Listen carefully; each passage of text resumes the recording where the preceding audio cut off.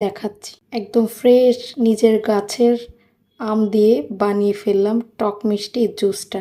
একটু বিট লবণ অ্যাড করছি, চিনি, হালকা একটু মরিচের গুঁড়া দিয়ে বানিয়ে ফেলছি এই টক আর মিষ্টি দুইটা জুস।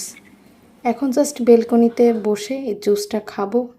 আহ, কি শান্তি!